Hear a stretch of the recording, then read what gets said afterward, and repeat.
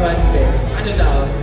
Hindi ko lang alam kung ibibigay ni Seth ngayon eh. Ano ba yun, Enzo? Ano yung narinig mo? Hindi mo mga beso lang kayo. Parang king. Papatamis lang. Ay, gusto niyo ba ng papatamis? Oh, ito.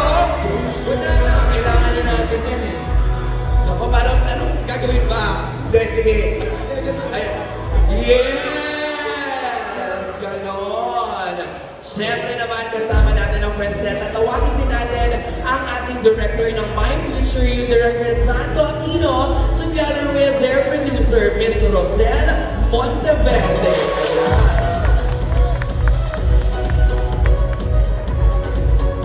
Hi, Direk! Hi, Miss Rosel. Magandang hapon po. Please join us. Imbitahan. Ayan, kasama na natin si Director Chris Santo Aquino. Direct, finally, this is it. Nandito na tayo ngayon, mapalapit na ang December 25. Ano pong gusto mong sabihin sa lahat mo ng mga nandito ngayon? Good afternoon sa inyo lahat. So lahat po kayo ay iniimbitahan ko manood ng lahat ng pelikula ng Metro Manila Film Festival this year, especially My Future You, this December 25.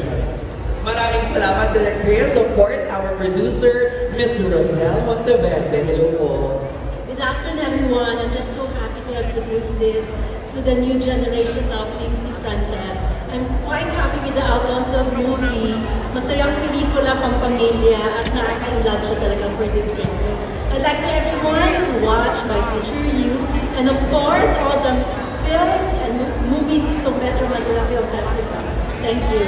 Maraming salamat. Ito naman, Seth and of course, Francine, gusto namin malaman syempre kung ano nga ba yung dapat nilang abangan dito at bakit ito ay napapanahon ngayon, ang My Future You. Bakit napapanahon? Kasi naman siya yung Kapaskuhan eh, di ba? Iisa lang naman ang hangad natin lahat tuwing Pasko. Ang magmahal at mahalin tayo ng mga mahal din natin sa buhay, especially pag nagagaling to sa pamilya natin, sa future someone natin, sa mga kaibigan, at syempre sa sarili din. Ako yun ang masasabi kong isa sa mga may aalok ng aming pelikula na My Future You, magturo ulit at iparamdam ang pagmamahal ngayong Kapaskuhan. Yun talaga. Sana lahat magmahalan. Yes! Love, love, love! Habang binabanggit kanina ni Francine yung love and love, May kinikilig. oo, si Seth yung Paano? Ganun po. nakakatawa kasi mga kapatid ko to ay nakikita ko sila ngayon doing their own thing. I love it. Seth, please, invite everyone. Gusto ko lang din po i-add sa sinabi ni Francine na ano ba ang My Future You? Ano ba ang kahulugan ng Pasko? Ang Pasko, para sa ating mga Pilipino, sobrang lakas ng spirit natin pagdating sa Pasko. At ang My Future You, hindi lang kami basta magpapakilig dito. Given na po na magpapakilig kami.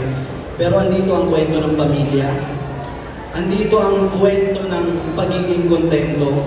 At andito ang kwento ng pagmamahal. So, sa Pasko po, iniimbitahan po namin kayo na panoorin po lahat ng pelikulang kalahok sa MMFF. See you po sa Pasko. At hindi pa tayo sa Pasko lang makikita dahil mamaya magsasama-sama pa tayong lahat dito para sa ating Q&A. Francet, thank you. Ms. Rosel, maraming salamat. Dirk, salamat.